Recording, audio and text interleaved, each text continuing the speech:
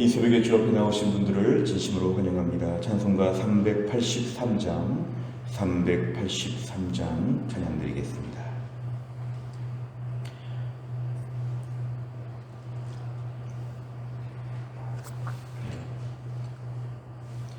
찬송가 383장입니다. 눈을 들어 산을 보니 도움 어디서나 천지 지은 주 하나님 나를 도와주시네. 나의 발이 실족지 않게 주가 깨어 지키며 택한 백성 항상 지켜 길이 보호하시네. 도우시는 하나님이 내게 그늘 되시니 낮에 해와 밤에 달이 너를 상치 않겠네. 내게 화를 주지 않고 오늘 보호하시며 너의 출입 지금부터 영영 인도하시리.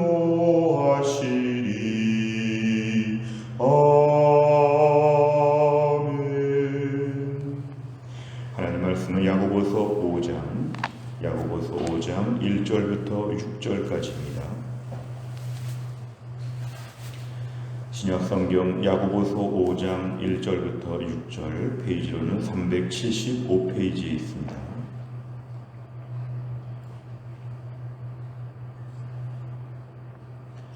야고보서 5장 1절부터 6절까지의 말씀을 저와 한 절씩 교독하겠습니다. 들으라 부한자들아, 너희에게 임할 고생으로 말미암아 울고 통곡하라. 너희 재물은 썩었고 너희 옷은 좀 먹었으며 너희 금과 은은 녹이 슬었으니 이 녹이 너희에게 증거가 되며 불같이 너희 살을 먹으리라. 너희가 말세에 재물을 쌓았도다. 보라, 너희 밭에서 추수한 품꾼에게 주지 아니한 싹이 소리 지르며 그 추수한 자의 우는 소리가 만군의 주의 귀에 들렸느니라. 너희가 땅에서 사치하고 방종하여 살육의 날에 너희 마음을 살찌게 하였도다.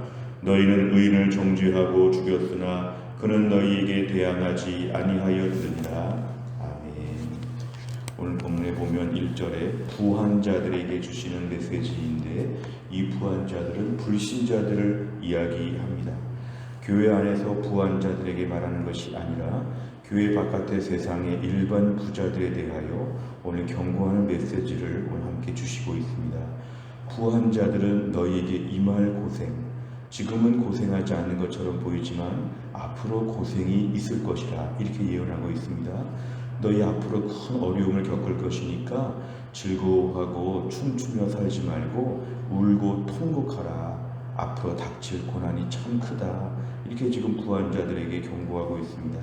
오늘 2절에 보니까 너희 재물은 다 썩었다는 것이죠. 재물이 썩었다는 것은 재물이 효과를 드러내지 못한다는 것입니다.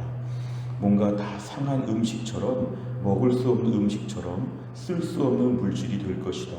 너희 재물은 썩었고 너희 화려한 옷이 다 좀 먹었다는 것은 입고 다닐 수 없다는 것입니다. 3절에 보니까 너희의 금과 은이 있다는 걸 지금 전제하고 있습니다. 그렇게 금도 많고 은도 많은데 녹이 슬었다. 너희에게 증거가 된다는 것은 너희 재산이 아무것도 아니다. 불같이 너희의 살을 먹을 것이다. 이것은 뭐냐면 앞으로 예수님 재림하실 때에 이런 것들은 아무 쓸모가 없다. 마치 화폐가 개혁되어서 그 전에 돈이 쓸모없게 되는 것처럼 이제 이것들은 아무것도 안 된다. 너희가 말세, 세상의 지금 끝날에 재물만 쌓고 있다는 것은 엉뚱한 이들의 삶의 모습을 오늘 책망하는 것입니다.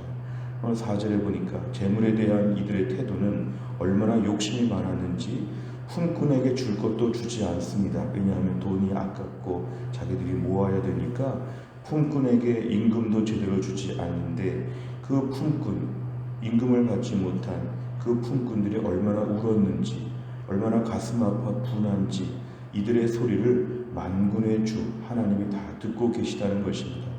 그러니까 이들의 삶에 있어서의 강팍한 태도, 단순히 돈이 많다는 것이 아니라 그 돈을 모으기 위해서 얼마나 부정한 방법을 많이 썼는지 이것들을 하나님이 보고 계셨다는 것입니다.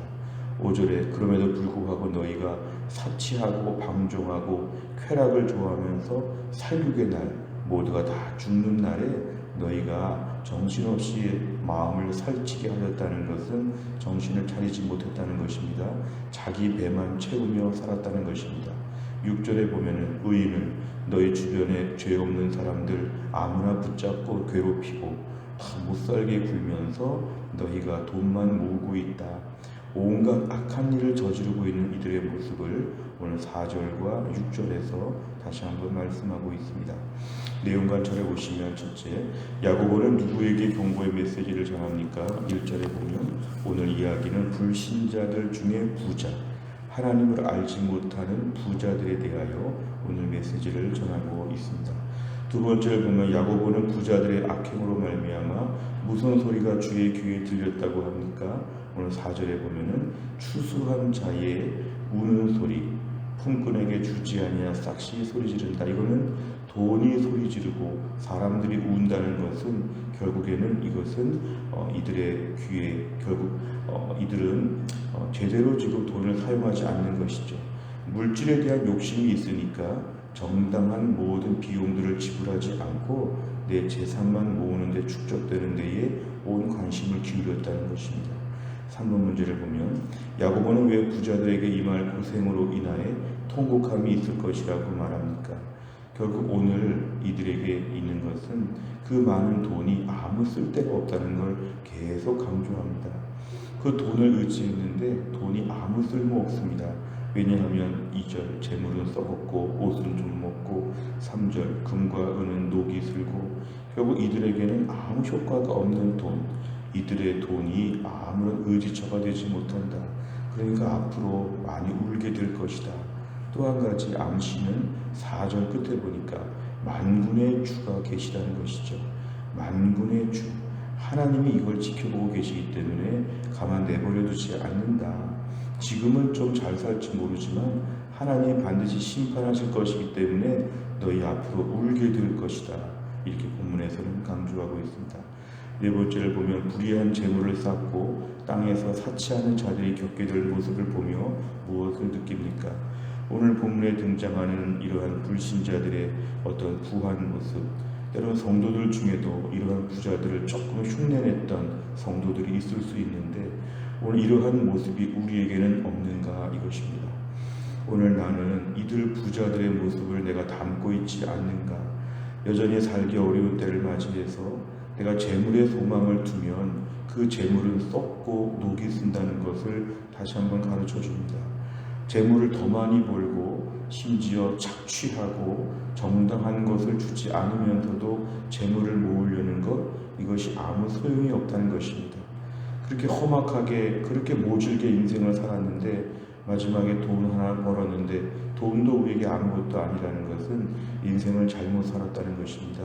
결국 오늘 만군의 주가 계시다면 믿음의 시간에 우리가 믿음의 물질을 투자하고 시간을 투자하는 것이 더 중요함을 깨닫게 됩니다.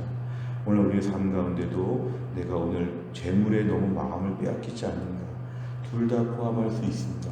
재물이 많아서 그것으로 든든하게 생각하는 것 아무 소용이 없다는 것입니다.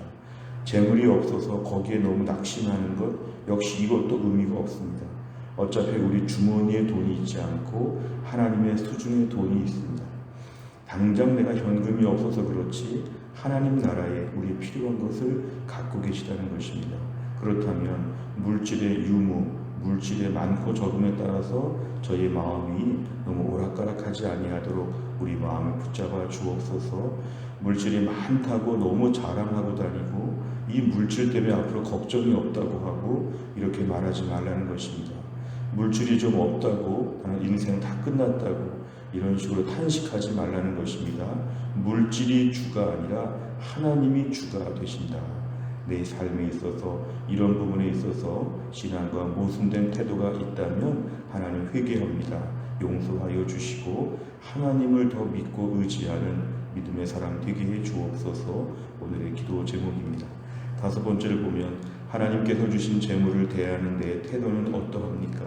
내 것을 어려운 이웃들과 나누기 위해 오늘 하루 무엇을 실천하겠습니까?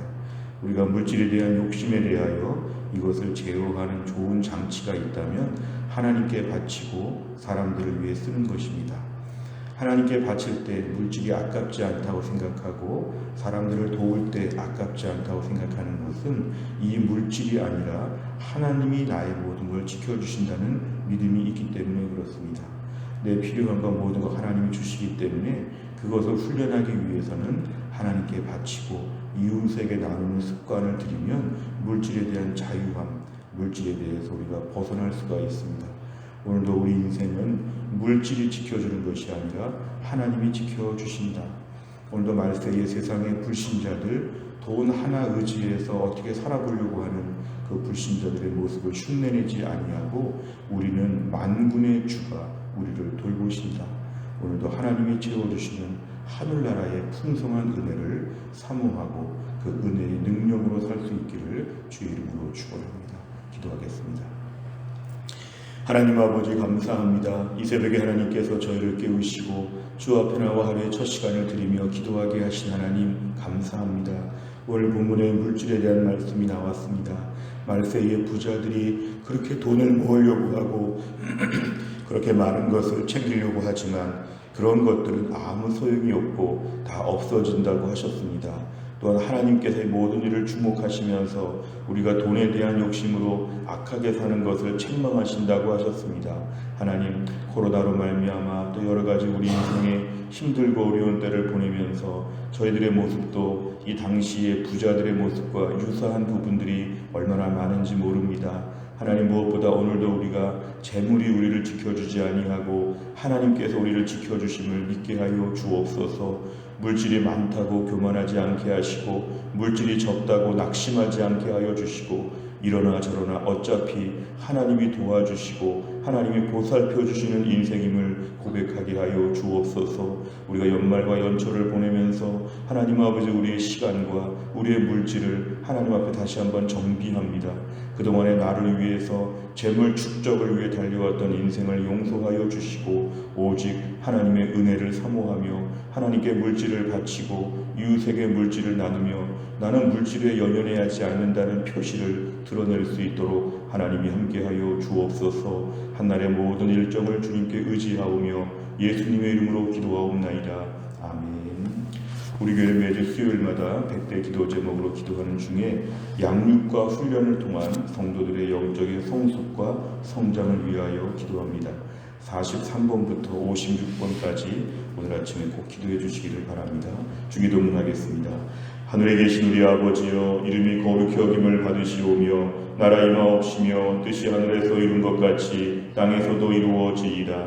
오늘날 우리에게 일용할 양식을 주옵시고 우리가 우리에게 죄 지은 자를 사하여 준 것 같이 우리 죄를 사하여 주옵시고 우리를 시험에 들게 하지 마옵시고 다만 악에서 구하옵소서. 대개 나라와 권세와 영광이 아버지께 영원히 있사옵나이다. 아멘.